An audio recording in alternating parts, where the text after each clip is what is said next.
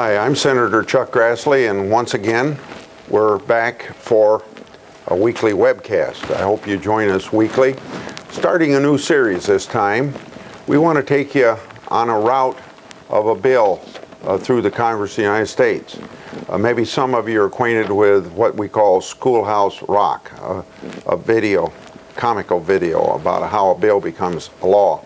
But I remember 50 years ago when I went to the Iowa legislature, we also put out a little pamphlet, How a Bill Becomes a Law. So I'd like to take you on that journey of how a bill becomes a law. We're now in the legislative console part of Capitol Hill. This is in the Dirksen office building. It occupies a lot of space on the top floor of this building. First of all, if you're going to introduce a bill, there's a genesis of that bill, either in my mind or my staff's mind, or maybe I'm working with another colleague. Could be a Democrat colleague, could be a Republican colleague, or it could be a group of congressmen that want to have the same idea. Well, you have to have a genesis of that. It could be Chuck Grassley by himself. It could be Chuck Grassley and my staff. It could be Chuck Grassley working with a lot of other senators. But you come up with an idea, you develop the idea, and then you come to the experts that put that in legal language. So I would like to have you now understand that we're in what's called a legislative console, part of Capitol Hill. Well-trained staff here to help develop an idea that we have into the legal language that is a bill presented to the Congress of the United States for consideration by all 535 members of Congress. I have with me Jim Franson, who will tell you a little bit about how his office and his department works in conjunction with members of Congress to help the introduction of a bill and work through the process of a bill becoming a law. Jim, welcome.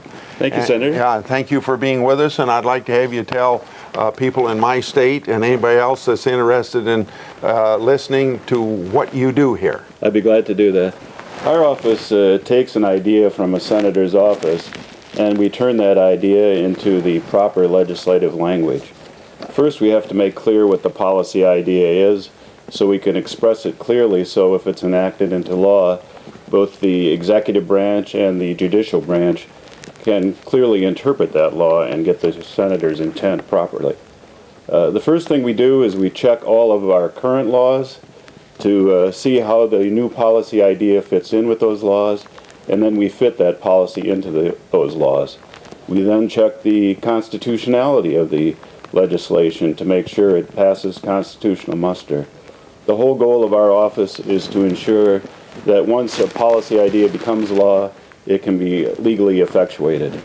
The final thing we do is we try to establish in our office a national statutory drafting policy so that all of the laws are written in almost the same fashion so that the courts and the executive branch can interpret them. So that is our main role in the legislative process. Could you quantify, Jim, for our audience, how many bills, how many amendments you might work with in the course of 1 year? Yes, I can. We keep our data on the basis of a Congress, which is 2 years, but I can break it down for you. In the 110th Congress, for example, in 2007 and 2008, we completed 67,000 requests for bills and amendments.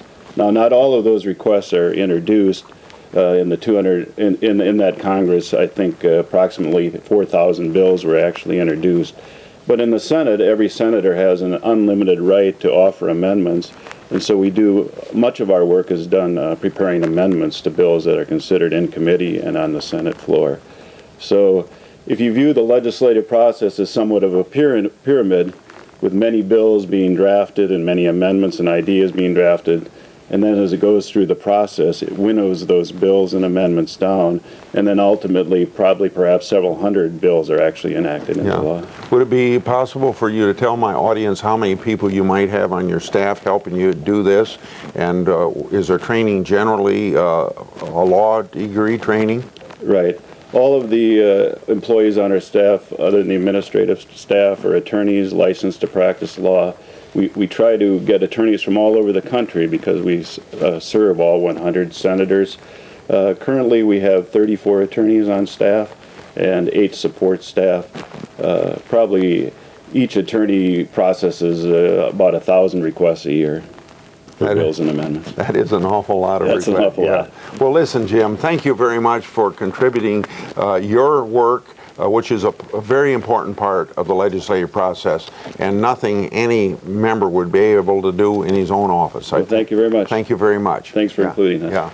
Yeah. We thank Jim for that presentation. Remember, we wouldn't get bills written properly to be introduced if we didn't have professional people like this working for you, the taxpayers, to get the job done.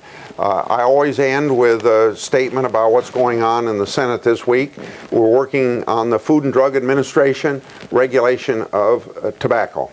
And it may not take all week. If it doesn't take all week, there will be one other piece of legislation up, but I don't know, it would be 1 or 2 or 3 different pieces, so can't predict for you which might be the next one up.